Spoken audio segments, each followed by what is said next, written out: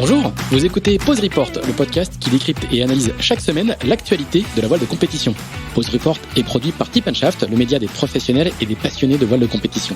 Tip & Shaft, ce sont 2 newsletters hebdomadaires en français et en anglais, des podcasts, des événements, des formations, ainsi qu'un festival du film et un studio de production de contenu que vous pouvez retrouver sur tipandshaft.com. Je suis Pierre-Yves Gautreau et je vous souhaite la bienvenue dans Pause Report.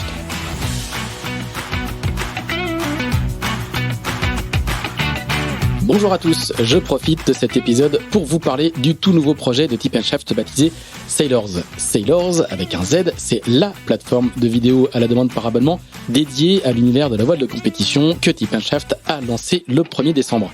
Avec Sailors, notre objectif est de proposer aux passionnés le meilleur de la voile de compétition en streaming sur une plateforme accessible depuis tous vos appareils, ordinateurs, téléphones ou tablettes.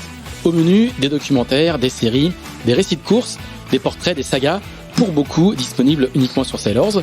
Le tout pour le tarif attractif de 5,99€ par mois ou de 60€ par an.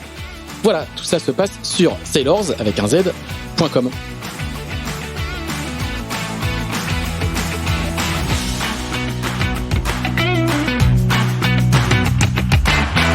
Bonjour à tous et bienvenue dans ce 74e épisode de Pause Report, le podcast hebdomadaire de Tip & Shaft qui explique, décortique, décrypte et analyse l'actualité de la voile de compétition sous toutes ses coutures, en compagnie des meilleurs experts. Évidemment, nous sommes le mardi 24 mai, il est un peu plus de 9h et nous allons parler d'une épreuve qui fête cette semaine sa 21e édition et ses 20 ans entre Brest et la presqu'île de Crozon. C'est le Grand Prix de l'école navale.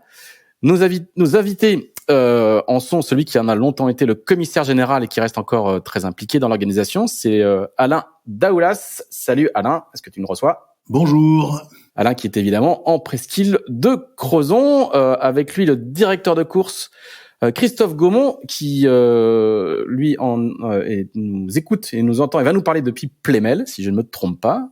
Salut Christophe. Bonjour. Et un marin qui va participer à la 21e édition sur une série nouvellement acceptée. Alors je ne sais jamais comment on les prononce, les WASP, à savoir Pierre Leboucher qui lui est à Lorient. Salut Pierre. Salut Axel. Pierre, comment on prononce exactement comment tu prononces toi exactement le WASP. Le WASP, d'accord. On s'embête pas de détails.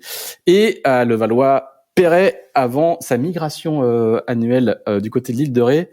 C'est Axel Capron qui, comme de coutume, va nous faire une rapide présentation du Grand Prix de l'école navale. À toi, Axel. Oui, bonjour à tous. Effectivement, le Grand Prix de l'école navale retrouve cette année son format habituel, puisque crise sanitaire oblige. Il n'avait pas pu avoir lieu en 2020 et l'année dernière n'avait concerné que les windsurfers et les wingfoils. L'épreuve se veut comme le grand rendez-vous annuel de la monotypie en équipage, même si elle accueille désormais des séries individuelles. Elle a depuis 2010 le statut de championnat de France de monotype habitable et décerne donc à chaque édition des titres de champion de France dans plusieurs séries, notamment les J80 et les Open 570 qui seront les séries les plus représentées cette année avec une 40aine de bateaux pour les premiers, 25 pour les seconds. Le Grand Prix s'est ouvert depuis peu à des séries individuelles en accueillant donc les windsurfers, les planches à voile inspirées du modèle qui avait fait fureur dans les années 80, les wingfoils et cette année pour la première fois les WASP, dériveurs à foil que pratique depuis plusieurs années Pierre Leboucher, on va en parler avec lui. Le Grand Prix de l'école navale s'est également ouvert à la pratique handivalide avec 2 séries, les Mini-G et les Neo 495. Autant de séries qui seront réparties comme d'habitude sur 4 sites, à Lanvéoc où est basée l'école navale, à Brest, à Crozon-Morgat et à Roscranval. Alain, on va commencer avec toi, on va faire un petit peu d'histoire puisque c'est les 20 ans du Grand Prix de l'école navale.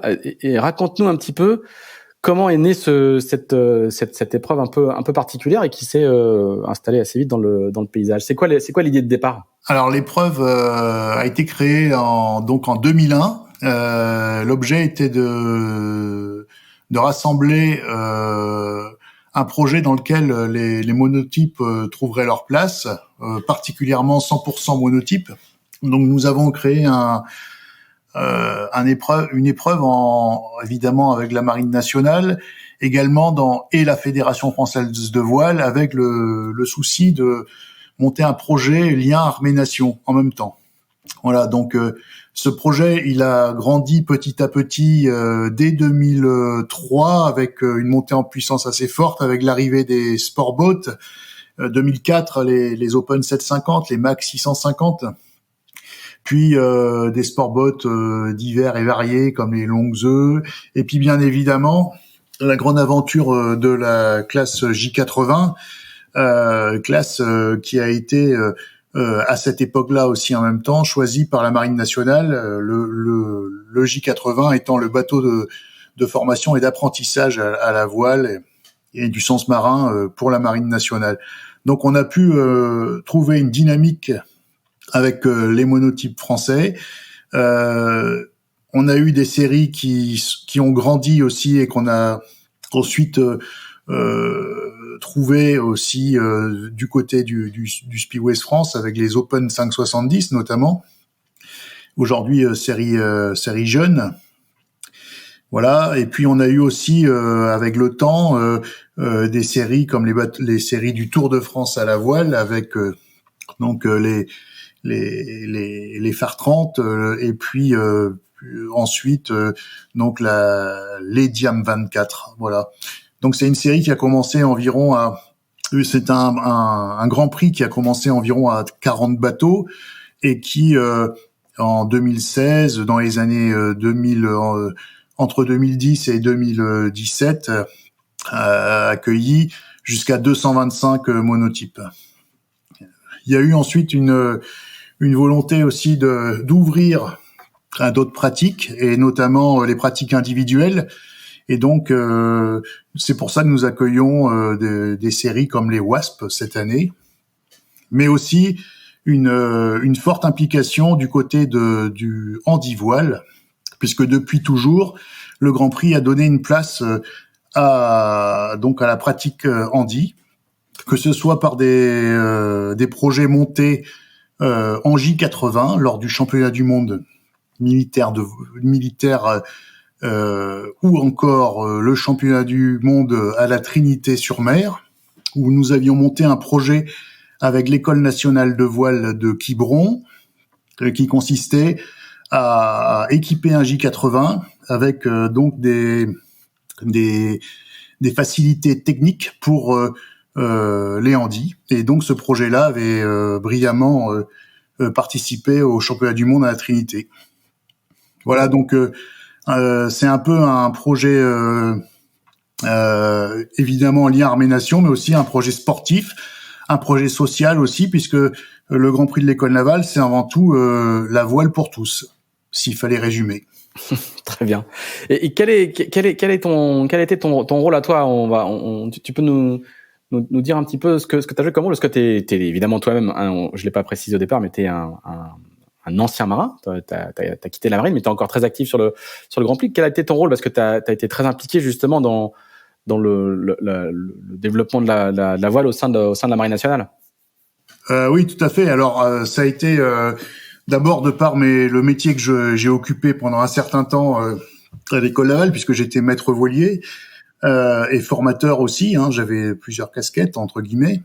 Et donc, là, à cette époque-là, je dessinais les voiles pour la Marine nationale, pour les bateaux de formation de l'école. Et puis, on avait aussi eu la chance d'avoir un partenaire sponsor, le Walker Bay, un constructeur américain, et qui m'avait permis de pouvoir partir dans une grande aventure avec un Open 750 pendant 7-8 ans.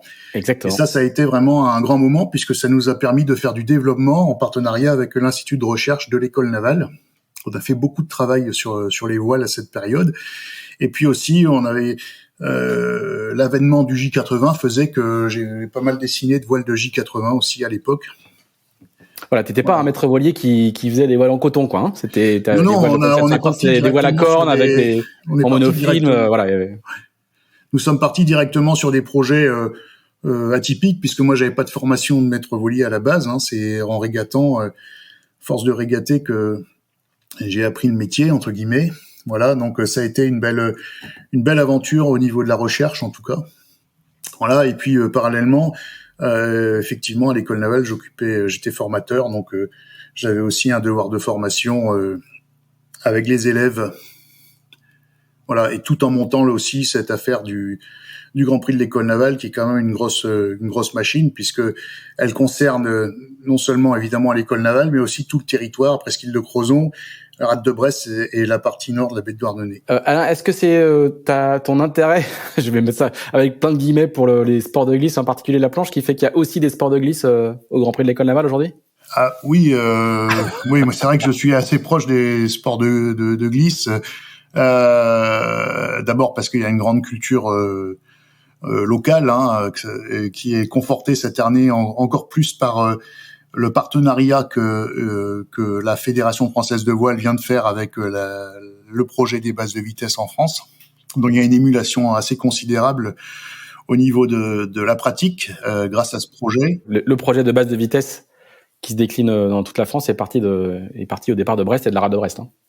Tout à fait, est parti de la rade de Brest. Les premières bases de vitesse ayant été faites dans les années 85. Et c'est vrai que les plans d'eau étaient déjà très prisés. Hein, et donc là, c'est vrai que ces pratiques-là sont en train de se développer au niveau. Et après, renforcé aussi par le fait qu'il y a un peu un avènement des pratiques individuelles depuis quelques années. Un retour vers des pratiques individuelles. Donc c'est vrai que la planche à voile, la voile en fait partie évidemment. Axel. Christophe, toi tu es aussi impliqué sur ce Grand Prix de l'École Navale depuis plusieurs années. Depuis quand quelle a été ta première fois sur ce Grand Prix de l'École Navale et comment tu as un peu vu cette épreuve évoluer au fil des ans? Moi je pense que je suis impliqué depuis 2010, l'époque où je suis arrivé à la fédération. Je me suis appliqué dans le domaine de l'arbitrage et puis après de l'organisation générale de l'épreuve, en devenant assez vite complice d'Alain et en appréciant toute la dynamique qu'il pouvait mettre dans l'épreuve, c'est-à-dire que c'était une régate championnat de France monotype habitable, mais en même temps il y a tout le travail qu'a fait Alain et le côté ouverture à d'autres supports où le Grand Prix a toujours accueilli des séries nouvelles sans attendre qu'il y ait 50 bateaux, mais des séries qui étaient plus novatrices. Donc il y a un projet un peu traditionnel d'un championnat de France et en même temps un projet novateur avec l'accueil des nouvelles séries. Est-ce que justement le fait d'avoir reçu ce statut de championnat de France des monotypes habitables, ça a contribué à développer l'épreuve, ça lui a donné un nouveau souffle? Comment ça s'est passé exactement? Quelle a été un peu déjà comment la fédération a pris cette décision? C'est-à-dire que l'épreuve existait, l'épreuve se développait et le lieu et la structure ont semblé propices à l'attribution de ces titres.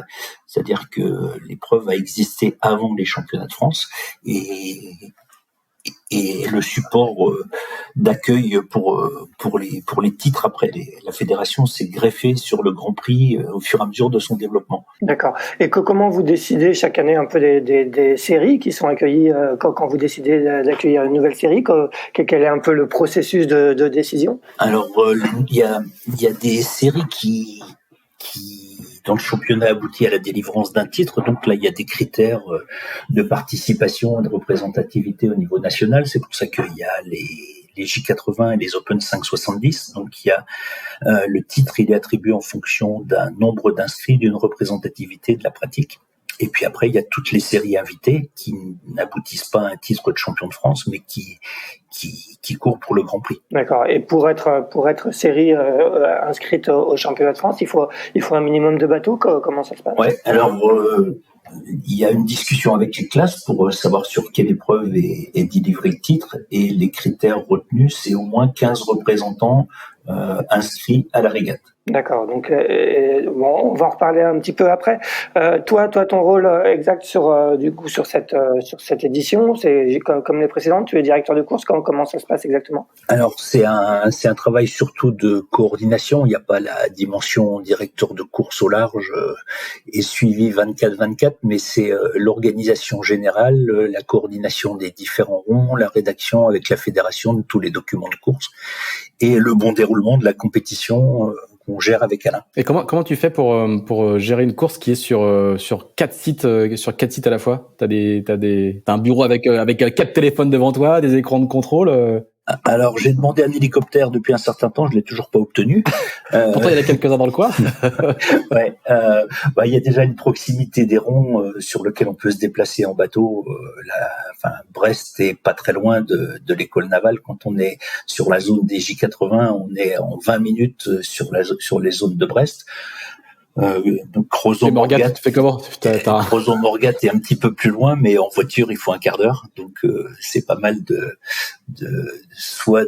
déplacement en bateau ou en voiture, et puis téléphone et VHF. Et une petite question toute bête, mais même si c'est pas très loin en termes de distance, il y a pas mal de relief entre les deux. Enfin, ça peut ne pas être du tout les mêmes zones météo, quoi. Tu peux avoir plus d'air au milieu de la rade de Brest ou sur le plan d'eau de l'école navale, enfin moins d'eau sur le plan d'eau de l'école navale et plus en baie de Douarnenez ou devant Crozon. Ouais, alors là on a des outils météo qui sont les outils un petit peu de tout le monde. La météo a fait beaucoup de progrès dans ces dernières années. On a des prévisions fiables, et puis ensuite il y a un certain nombre de capteurs. La rade de Brest est bien équipée. On a des équipes sur l'eau et des communications téléphoniques. On arrive à avoir toutes les informations dont on a besoin assez facilement. Enfin c'est pas une épreuve tout à fait comme les autres de ce point de vue-là, parce qu'il y a vraiment il faut jongler entre des zones qui sont, même si elles sont proches, sont quand même très très différentes du point de vue géologique ou géographique. Les plans d'eau sont plus ou moins encaissés, c'est particulier, non? Il faut être habitué à jongler dans tous les sens du terme à l'école navale. Entre les différents lieux, entre les différentes organisations, entre les différentes séries, faut être adaptable et réactif. Et dernière question sur ce sujet, pourquoi la Fédé a choisi le Grand Prix de l'école navale pour attribuer ces titres de champion de France? C'est parce qu'il y a plusieurs séries concentrées au même endroit et ça lui simplifie la vie? C'est parce que le week-end de l'Ascension c'est le bon moment pour le faire? Qu'est-ce qui fait que la Fédération française de voile a choisi, et depuis assez longtemps, de distribuer beaucoup de titres de champion de France sur cette épreuve-là? Alors, je pense que la date n'y est pas étrangère, parce que c'est un des week-ends où il y a le plus de régates organisées en France. Donc, il y a une date qui est favorable dans le calendrier. Il y a une structure solide d'organisation pour rassembler tout ce monde-là. Il y a le fait aussi, je pense que la Marine nationale est le partenaire institutionnel de la fédération, donc il y a des liens assez forts entre la Marine et la fédération, et tous ces aspects font que le choix s'est porté sur ce lieu. On va se tourner vers Pierre Le Boucher pour avoir le témoignage d'un coureur. Pierre, est-ce que c'est la première fois que tu participes au Grand Prix, ou t'as déjà fréquenté les lieux? Non, j'ai déjà fréquenté les lieux. J'ai déjà participé au moins 2 fois en Diam 24 quand c'était sur le circuit Tour de France à la voile. C'est vrai que c'est une épreuve vraiment sympa. La rade est chouette. On peut faire des beaux côtiers, des beaux parcours construits. Donc puis il y a du jeu. L'avantage c'est que la mer est hyper plate, en tout cas dans la rade, donc on peut sortir quand même dans les conditions assez musclées. Et il y a pas mal de jeux avec le vent, le courant. Donc en tout cas pour les coureurs, je trouve ça très intéressant comme endroit. Et puis la structure, l'infrastructure est vraiment chouette aussi pour pouvoir accueillir tous les bateaux. Et en tout cas, j'avais un super bon souvenir, donc j'espère que en revenant en naviguant cette année, ce sera la même chose, mais je doute pas. Et alors, c'est une épreuve organisée par des militaires. Ça donne quoi en termes d'ambiance? Sans toi libre de répondre. Ouais. Non, en tout cas, c'est assez, je pense que c'est beaucoup plus détendu que ce que ça aurait pu être. Moi, je trouve ça, même les accès, pour rentrer, je trouve, quand la première fois que je suis allé, je me suis dit que ça allait être compliqué, mais au final, ça se passe super bien. Donc, non, il y a pas vraiment ça n'a pas changé vraiment d'une régate normale, entre guillemets, par rapport à l'aspect qu'on soit sur un site militaire, quoi. Alain, petite question. Moi, j'ai couru il y a bien longtemps le Grand Prix de l'école navale, et à l'époque, on avait des jeunes aspirants qui étaient affectés aux équipages, et qui nous aiguillaient, qui nous donnaient des conseils, qui nous guidaient dans les inscriptions et dans la logistique à terre. On avait même dormi dans un bâtiment de l'école navale. C'est toujours le cas aujourd'hui? Ça se passe toujours comme ça? Alors, sur l'accompagnement, évidemment, à l'école, tout est mis en œuvre pour que les concurrents, en tout cas sur le site de l'école navale, soient soit guidé forcément. Après sur les logements, les choses ont changé puisque maintenant les logements ne sont plus pris en compte par l'organisation mais par les concurrents eux-mêmes. Par contre, ce qui est resté institutionnel, on va dire, c'est la convivialité au niveau des dîners des équipages. Donc on a sur chaque site des dîners des équipages qui sont des moments évidemment d'échange, de transversalité. Donc ça c'est quelque chose qu'on a pu conserver. Alors sur l'école navale, il y a donc la remise des prix avec un grand dîner des équipages. Il y a une première soirée le jeudi soir. Sur le site de Crozon-Morgat, les concurrents sont accueillis dans 2 restaurants partenaires. Et puis sur Brest également, il y a donc un dîner des équipages organisé, tout comme sur Roscanvel avec donc des soirées. On a aussi une soirée commune en presqu'île pour les sites de Roscanvel et de l'école navale, une soirée des équipages qui se passe sur l'espace nautique à l'Envéoc. Très bien. C'est bien festif. Donc, Axel. Ouais, du coup, Alain, c'est combien de personnes qui sont mobilisées sur cet événement et sur les 4 sites et comment au niveau sur l'eau, comment ça se passe et combien de personnes aussi sont mobilisées autour des équipes de Christophe?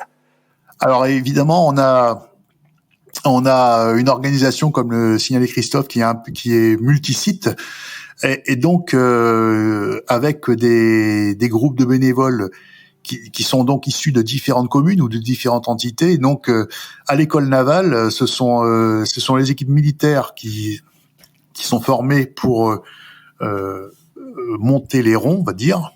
Et puis ensuite sur Crozon, on a le monde associatif qui est donc mis en œuvre avec des associations dynamiques. Sur Brest, il s'agit de Brest-Bretagne Nautisme qui est à la barre, et puis sur Roscanvel, le centre nautique de Roscanvel. Donc sur l'école navale, on a 2 ronds, donc ce qui fait à peu près environ 40 personnes, 50 élèves ou cadres qui filent un coup de main. Mais on a aussi, d'une manière générale sur l'école navale, plus de monde puisque le jeudi de l'Ascension, il y a une journée porte ouverte où là, le personnel de l'école navale est présent. Donc ça fait bien plus de monde. Sur Crozon-Morgat, nous avons environ une 60aine de bénévoles qui sont à la manœuvre. Sur Brest, une 40aine et sur Roscanvel, une 30aine. D'accord. Et est-ce qu'il y a des équipages formés de marins de l'école navale? On rappelle l'école navale est là pour former des marins. Est-ce que justement ils mettent en pratique leur formation en constituant des équipages? Alors tout au long de l'année à l'école navale, il y a une formation maritime qui est donc axée premièrement donc sur la voile pour tous, c'est-à-dire l'apprentissage des bases de la voile, de la navigation, dans le but de donner aux élèves la possibilité d'être autonomes pour naviguer à la voile, sans forcément faire de la compétition. Et puis de l'autre côté, on a une section compétition qui permet aux élèves, alors de partir sur des projets de régate. Et donc là, on a pas mal d'équipages d'élèves, on a une demi-douzaine d'équipages d'élèves qui participent à cet événement. D'accord. Pierre, pour revenir sur tes expériences passées en Diem 24, tu en gardes quoi de tes premières participations? Tu étais avec quel équipage et quelles avaient été un peu les performances que vous aviez réalisées sur ce site? Alors, je me souviens surtout d'une, c'était avec Combi West. Donc, il y avait Fred Guimin sur le bateau, avec Damien Yel et Louis Clessin. Et au niveau de la perf, je me souviens plus, mais je crois qu'on fait un podium, on doit faire 3, un truc comme ça. Mais en tout cas, c'était vraiment un chouette endroit, en fait, parce que c'est vrai que quand on fait nos régates, on va dire, entre Diam, là, par exemple, là, on se mélange avec, à terre, on est avec les J80, même s'il y a des ronds, ils sont assez loin. En tout cas, sur les sites, il y a plusieurs séries en même temps. Je trouve ça vraiment intéressant de pouvoir échanger, discuter, en ayant des régates différentes, mais en tout cas au même endroit, et pour pouvoir discuter un peu le soir. En tout cas, c'est assez convivial. Donc, j'avais vraiment aimé cet aspect-là. Christophe, justement, comment vous choisissez un peu les sites de compétition? Comment vous répartissez les séries sur les sites? C'est en fonction de la topologie justement des différents sites. Pourquoi vous envoyez les Diams sur le site de l'Envéoc et les Wasp sur le site de l'Envéoc et pas ailleurs? Comment se fait cette répartition? Alors il y a l'aspect surtout accueil-à-terre. Si on prend par exemple quand c'était le cas des Diams, il y a besoin de pas mal de place à terre et il y a une belle plateforme parking et mise à l'eau qui est adaptée à ça. C'est pas forcément le cas dans d'autres sites. Donc il y a un choix qui est logistique. Il y a un choix qui est mathématique aussi, où il faut qu'on ait une représentativité dans chaque site avec un minimum de bateaux. Et puis après, par exemple, Crozon, ça se prête bien à l'encadrement le soir des jeunes sur les 5,70. C'est surtout des contraintes, c'est dicté par les facilités d'accueil à terre et la répartition, la représentativité du Grand Prix sur les différents sites, parce que c'est beaucoup, comme l'a dit Alain, un projet territorial aussi. Donc Crozon, on avait Camaret avant, on a Roscanvel, ces différentes communes. On essaye de trouver la série la plus adaptée ou le regroupement de séries le plus adapté. Alain, un dernier mot avant de te laisser nous quitter, parce que tu dois bientôt nous quitter. Comment, au niveau de l'organisation, quel est un peu comment ça se passe d'un point de vue purement budgétaire, qui finance un peu cette épreuve? Est-ce que c'est uniquement la Marine nationale? Est-ce que c'est aussi les communes qui accueillent l'événement? Alors là, c'est très clair. Hein, c'est le Grand Prix de l'École navale. Il a lieu parce que le financement est privé. C'est-à-dire que ce n'est pas l'État qui finance le Grand Prix de l'École navale, ce sont les partenaires qui sont démarchés par les cellules de partenariat de l'école. Et puis, évidemment, un très fort lien, comme le signalait Christophe, avec la fédération. C'est-à-dire que la fédération est vraiment liée à l'épreuve. Donc, tout ce partenariat-là se concrétise d'ailleurs par aussi, on n'en a pas parlé tout à l'heure, mais une implication forte de la Marine nationale avec l'équipe de France militaire de voile, qui est donc qui supporte plusieurs sportifs de haut niveau tout au long de l'année. Donc un projet financé par des partenaires privés, et puis un projet aussi, comme je le rappelais tout à l'heure, très social, avec les acteurs locaux, que ça soit du monde associatif, mais aussi les communes qui sont partie prenante dans l'épreuve. On peut avoir une idée du montant du budget pour organiser une épreuve comme celle-là? Alors, c'est une très bonne question. D'abord, il y a beaucoup, évidemment, il y a un aspect budgétaire. Il y a aussi beaucoup de volonté, d'huile de coude, entre guillemets, pour y arriver, parce que ça demande une énergie spécifique de pouvoir monter un projet comme ça multisite. En tout cas, financièrement, on peut considérer que c'est, on va dire, 150 000 euros à peu près. D'accord. De partenaires, de partenariat, de financement. Ce qui permet... Hors rapport en nature, quoi. Ce qui permet d'assurer d'une part la logistique, mais aussi la communication, et puis tout ce qui est assurance, repas, dîner des équipages, etc. Et donc du coup dedans on ne compte pas les apports en nature, soit de bénévoles, soit des marins, soit des collectivités locales, j'imagine. Si, les collectivités locales, si. Oui, mais quand on dit quand tu dis environ 150 000 euros de partenariat, par ailleurs il y a des apports en nature de nombreux partenaires. C'est ça que je comprends, quoi. Après, il y a tout le monde associatif qui est sur place, toutes les personnes qui gravitent autour et qui ont envie de faire réussir cet événement. Je pense que c'est comme il y a beaucoup aussi maintenant de festivals locaux qui marchent comme ça. C'est très délicat aujourd'hui de faire un événement si on n'est pas acteur et force de proposition au niveau local.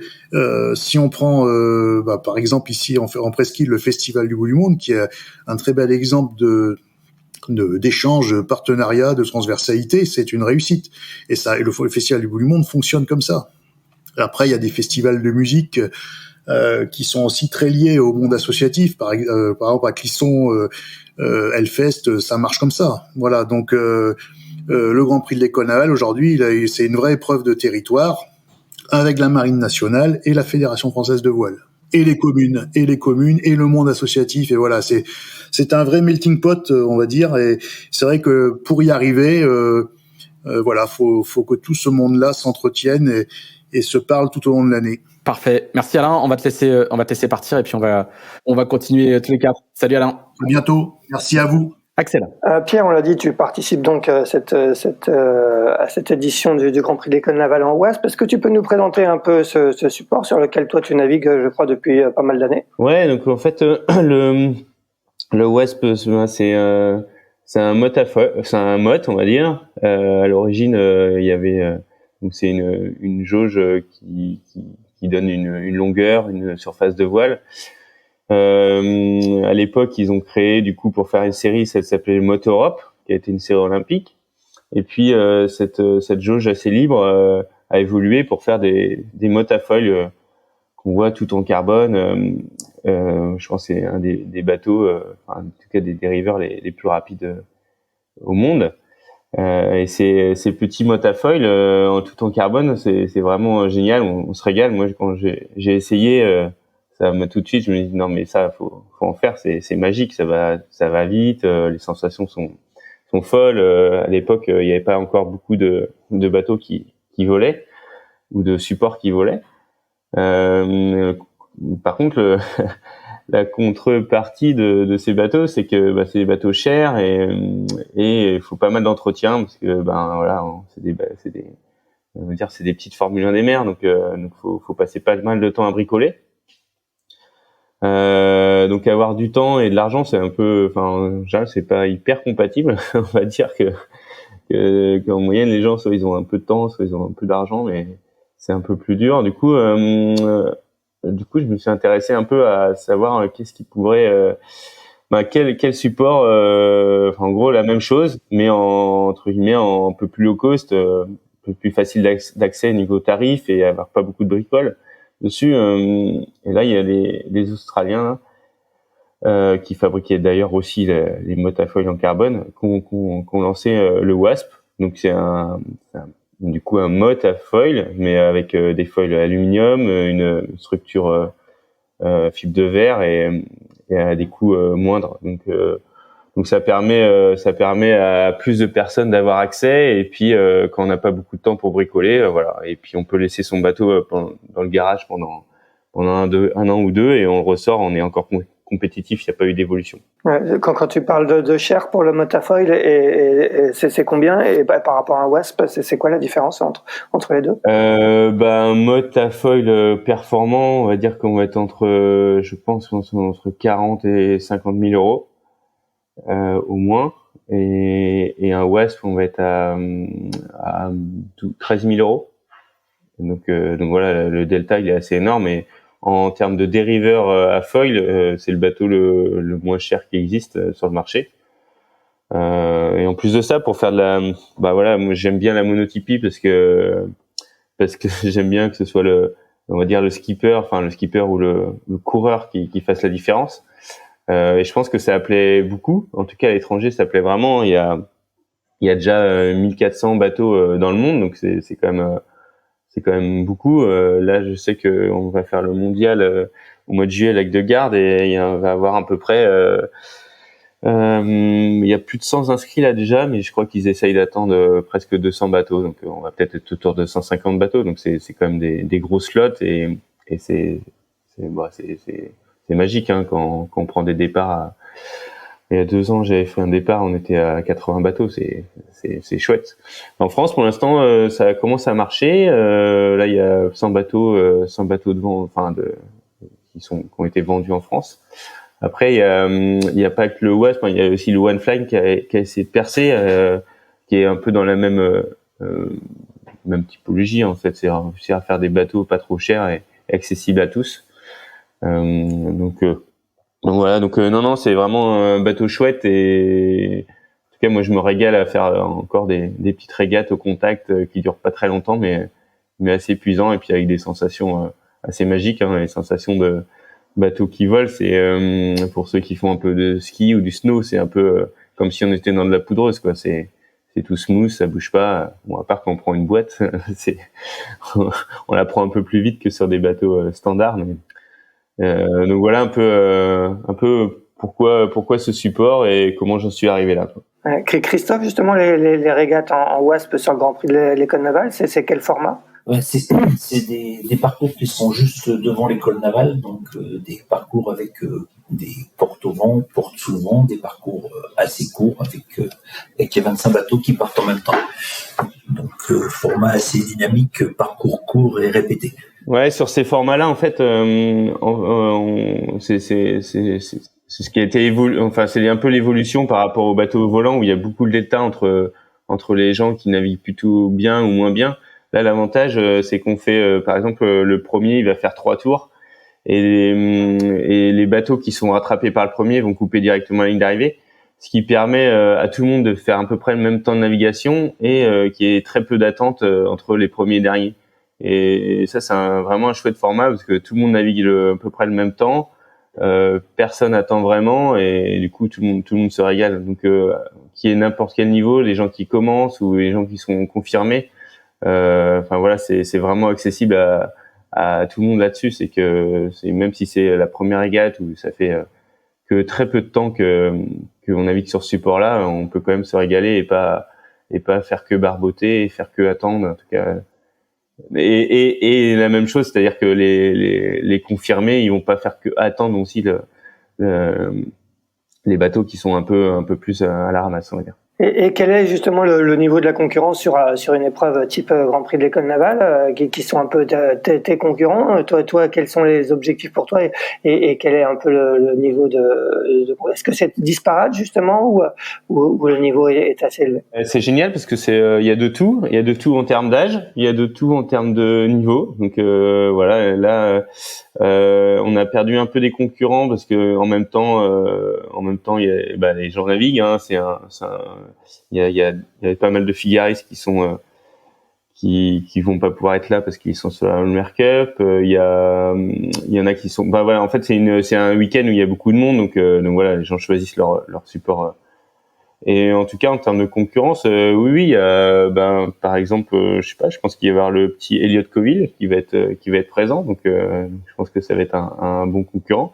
Et puis après en fait ça fait des petits groupes, et en général tout le monde se régale à naviguer dans son groupe de bateaux. Donc non, ça va être intéressant en tout cas comme régate cette année. C'est la première fois qu'on va être en termes de championnat de France. On a fait 3 nationales avant, et ouais, en tout cas tout le monde avait plutôt bien adhéré. Vous êtes combien vous serez combien dans la flotte? Je crois qu'on va être autour de 25 bateaux, donc on attendait pas mal plus, mais les sudistes sont pas montés parce qu'ils ont eu le championnat d'Europe il y a pas très longtemps en Espagne. Du coup ils sont pas venus, et puis comme je disais, on a les figaristes qui sont en mer. On a un ou deux personnes qui se sont blessées là, donc comme Nathan Sassi là, j'espère que ça va se remettre sa blessure, mais en tout cas voilà. Donc ça fait une belle flotte. On attendait un peu plus que ça, on espérait faire un peu plus que 30 bateaux, mais en tout cas vu la tournure que ça prend, je pense que l'année prochaine on va avoir beaucoup plus de monde. Et puis j'ai l'impression que au niveau tu me diras Christophe, mais au niveau de la fédération, ça a l'air de bouger un peu, et ils ont envie de faire des flottes collectives. Donc j'ai pu comprendre qu'à l'ENV par exemple, ils allaient faire une flotte collective avec plusieurs bateaux.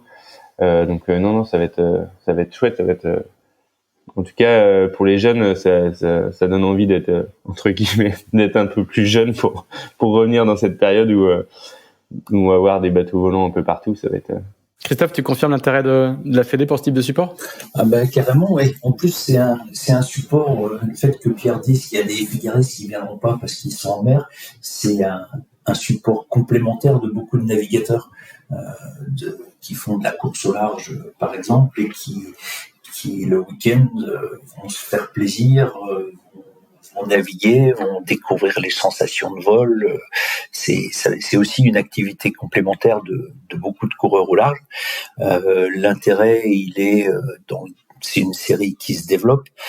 Sur le Grand Prix de l'École Navale, il y a aussi clairement une volonté de l'École Navale, puisqu'à l'École Navale, il y a un laboratoire d'hydrodynamique et d'aérodynamique qui fait de la recherche fondamentale sur tout ce qui est mécanique des fluides, qui est intéressé par tout ce qui se passe en ce moment avec les foils, avec ces bateaux. Il y a un engouement qui est un peu général en ce moment. Ouais. Axel ? Du coup, là, sur les Wasp, vous décernez un titre de champion de France sur cette série cette année, Christophe ? De tête, oui, il y a un titre de champion de France. Alors, c'est un petit peu un paradoxe parce que le Wasp est tout sauf habitable et il y a un titre de champion de France de Wasp sur le Grand Prix des monotypes habitables. Mais justement, c'était le rassemblement et l'engouement et le nombre de personnes ont fait décider aux élus de la fédération d'attribuer le titre sur cette épreuve. Oui. Et sur les autres séries, quelles sont un peu les séries les plus disputées en général sur le Grand Prix de l'École Navale ? Il y a une flotte de J80 qui est habituée aux régates de printemps avec un championnat du monde qui aura lieu en Bretagne Nord après. Donc, il y a les séries les plus disputées en général, c'est J80 Open 570. Ça a été le Diam à un moment puisque en fait, quand à ESSO, on avait mis en place le format qui a été utilisé pendant le tour pendant 5 ans, c'est à l'École Navale qu'on avait expérimenté le format, donc le titre était très disputé. En fait, de toute façon, le titre est disputé à chaque régate qui se passe en France. Tout le monde a envie de gagner. Mais les grosses séries, c'est les J80, les Open 5-7 pour cette année avec les Wasp. Ouais, les Diam 24 sont un petit peu dans le creux de la vague cette année parce qu'effectivement il y a pas de tour voile. Combien vous aurez de Diam sur cette édition ? On en a un petit peu le minimum, on en a 5. La classe est en train d'essayer de rebondir, de se restructurer et c'était important qu'on les laisse pas tomber non plus. Donc on n'en aura que 5 cette année, qui est un peu une année de transition et de reconstruction pour la classe. Pierre, parlons un petit peu de tes autres actus. Hein. Tu navigues en Wasp, mais pas seulement. On a cru t'apercevoir récemment sur un grand trimaran, Sails of Change, qui est l'ex-Spindrift de Yann Guichard. C'est un projet pour toi, c'est une nouvelle orientation pour toi ? Ouais, c'est vraiment sympa. Je connaissais pas j'étais déjà monté sur ce bateau-là tant qu'il était Banque Populaire, mais c'était juste pour faire un petit tour quand je faisais du 470 quand il était sorti. Mais non, c'est un chouette bateau et c'est vrai que l'objectif c'est sûr, hein, c'est de ce bateau-là, c'est faire le trophée Jules Verne, et je pense que faire le tour du monde le plus rapidement possible, c'est une super expérience. L'équipe est chouette, c'est vraiment ça tourne, c'est carré, je me régale vraiment sur ce type de bateau, et avec cette équipe, ouais, je me plais bien en tout cas. C'était quoi ? Pour l'instant, c'est des essais, c'est plusieurs équipages, ou l'équipage est d'ores et déjà formé justement en vue du trophée Jules Verne, et est-ce que tu en fais partie ? Ouais, l'équipage commence à être bien formé. Après, il y a encore des remplaçants, donc voilà, moi je viens d'arriver, donc voilà, faut falloir que je fasse un peu mes preuves, mais non, ça va être c'est intéressant. On a réussi à faire des bonnes naves. D'ailleurs, j'ai dépassé ma vitesse max sur l'eau avec ce bateau, donc non, c'est chouette, hein. Et puis c'est un bateau vraiment safe. Moi, j'aime bien quand je suis au large, j'aime bien avoir confiance au bateau, et là sur ce bateau-là, vraiment, je suis vraiment en confiance, hein. Il est vraiment sain. Ouais, c'est vraiment une chouette machine. Quand tu dis que tu as dépassé ta vitesse au large, c'est combien alors ? Je crois qu'en fait on est allé au Fastnet, donc c'est sympa parce que tu pars au petit matin de la Trinité, et le lendemain midi t'es rentré, t'es faire le tour du Fastnet, donc c'est assez rapide quand même, hein, sachant que ça change du Figaro. Ouais, Figaro faut 5 jours, hein, comme l'année dernière sur l'étape, c'était 5 jours, là il faut un peu plus de 24 heures. Donc non, on a fait je crois que 47 nœuds 6, un truc comme ça. Donc ça commence à faire des belles pointes de vitesse, hein. sachant que l'objectif, sachant qu'on avait un angle on avait une trajectoire. L'objectif, c'est pas vraiment de faire un max de vitesse, c'était faire la route. Donc non, c'est des bateaux qui ont vraiment un potentiel. Et puis tant qu'on n'est pas, en gros, quand on est à 30 nœuds, c'est comme si ça avançait. Le bateau, comme je dis, il est facile, il est serein, il est safe. Donc on est bien protégé. Non, vraiment, vraiment chouette comme bateau, vraiment chouette. 47 nœuds, c'est pas mal pour un bateau qui n'est pas censé voler, hein. Ouais. Oui, il vole pas. Il est bien sustenté quand même par ses foils, hein, ça aide vraiment. Mais après, c'est comme le problème qu'il y a sur ces bateaux entre guillemets volants ou comme ces ultimes ou même tous les bateaux volants, c'est que tant qu'on est dans les baies, donc comme le CIGP, comme on va dire les WASP, comme les mottes, on connaît un peu en gros l'état de la mer, on sait à peu près les conditions météo qu'on va avoir. Donc je sais que sur CIGP ils peuvent changer les foils, mettre des petits, des grands en fonction de la force du vent.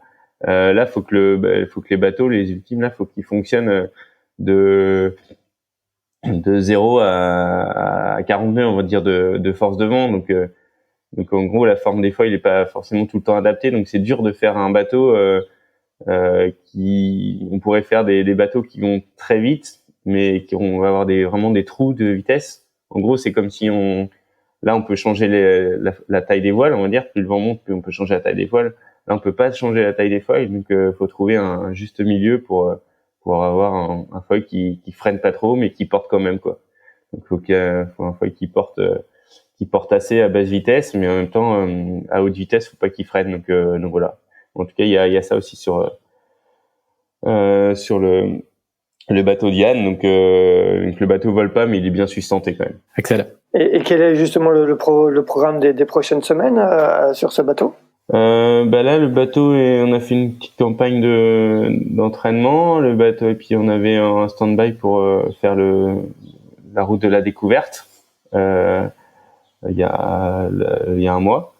Là, le bateau retourne en chantier, et puis on va aller de nouveau s'entraîner en septembre, août-septembre et avoir le stand-by au mois de fin octobre, début novembre, jusque janvier pour le Jules Verne. D'accord. Et tu sors de plusieurs années en Figaro, hein, tu as navigué sur le circuit, tu es navigué sous les couleurs de Guyot Environnement. Comment s'est arrêté le projet? C'était prévu que ça s'arrête en fin d'année. Comment s'est fait l'arrêt de ce projet en Figaro? Oui, le projet, en fait, c'était un contrat de 4 ans que j'avais avec Guyot Environnement. C'était chouette, hein, je me suis vraiment régalé. C'est une super boîte. Les collaborateurs suivaient à bloc. Pareil pour les dirigeants. Vraiment, c'était chouette. Moi, j'avais la volonté de continuer. J'ai toujours la volonté de continuer et faire un peu de Figaro, mais surtout faire de l'IMOCA. Voilà. Après, j'aurais proposé un projet performant. Je pense qu'ils n'avaient pas encore les budgets pour faire, et puis peut-être que c'était un peu trop engagé par rapport et trop cher par rapport à la structure qu'ils ont. Un projet de Vendée Globe, hein. C'est de ça dont tu parles. Ouais, c'est ça, ouais. Un projet Vendée Globe. Parce que t'as dit projet, mais ah oui, pardon, projet Vendée Globe. Donc voilà, mais en tout cas, je suis content qu'il reste dans la voile et qu'il continue avec Benjamin Dutreux, hein. C'est chouette, hein. Je pense que Benjamin, il a bien vendu son projet. Il avait déjà une équipe qui était en place, donc voilà. Ouais, qu'est-ce qui a fait la différence finalement entre ton projet et le sien? Peut-être parce qu'il avait déjà le bateau. Peut-être qu'il a proposé un projet un peu moins cher, un peu moins ambitieux. Donc voilà. Après, voilà, je pense que c'est ça. Après, j'ai pas toutes les réponses à ça. Mais voilà, après, il faudra lui demander. Ouais. Donc toi, il y a toujours quand même l'ambition de continuer sur le circuit Figaro. T'as terminé en tout cas sur une belle note, hein. Si je me trompe pas, tu termines par une victoire d'étape sur la dernière étape de la dernière solitaire. aller revoir naviguer, ça donne envie, hein, tu vois. Je suis devenu l'accro de la carto. Non, je navigue encore. Je vais faire là, j'ai avec un jeune des Côtes d'Armor avec Mel Garnier, là, je vais faire la Sardina Cup. J'ai fait un peu des courses d'avant-saison avec lui, donc ça c'était intéressant. J'aimerais bien faire la solitaire cette année. Il est pas encore trop tard.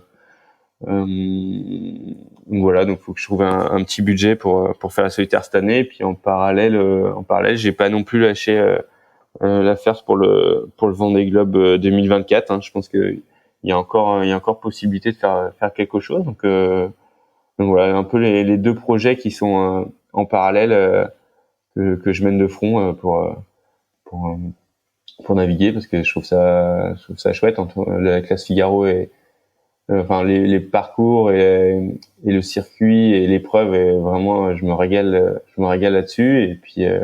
Et puis le Vendée Globe plus plus pour la suite, quoi. Donc, vraiment c'est un projet qui me tanne bien. Je pense que je suis vraiment à l'aise dans ces types de courses et d'aventures, parce que c'est vrai que c'est un tout, hein, ça dure longtemps. C'est une grosse épreuve d'endurance, et ça, en moyenne, j'aime bien. Christophe, une petite dernière question pour conclure. Est-ce que on a bien dit tout au long de cet épisode que le Grand Prix de l'École Navale avait toujours toujours resté très très attentif aux évolutions des pratiques, aux nouveaux supports. Est-ce qu'il y a des nouvelles séries à venir l'année prochaine déjà? Vous avez déjà regardé un petit peu ce qui se fait?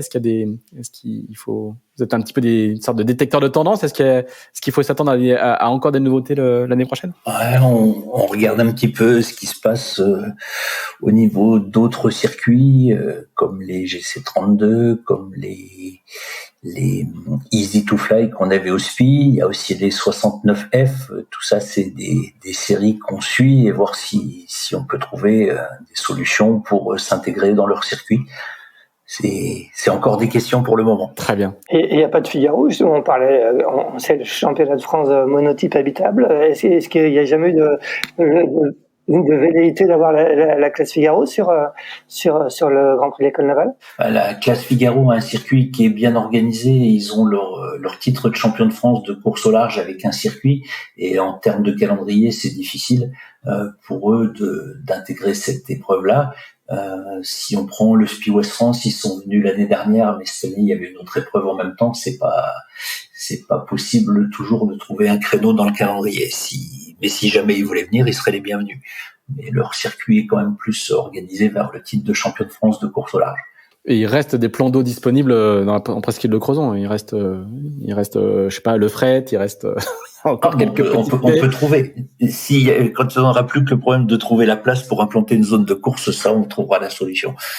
Très bien, messieurs, merci beaucoup. On va aussi remercier avec décalage et à distance Alain Delas qui s'était joint à nous pour la première partie de cet épisode. Merci à tous les deux. Bonne navigation et bonne coordination avant d'avoir ton drone qui te permettra de surveiller tous les plans d'eau à la fois, Christophe. On espère que ça se passera bien pour vous. Et puis nous, on se retrouve la semaine prochaine pour un nouvel épisode. Merci, salut. Merci. Salut, merci Karine. Merci Axel.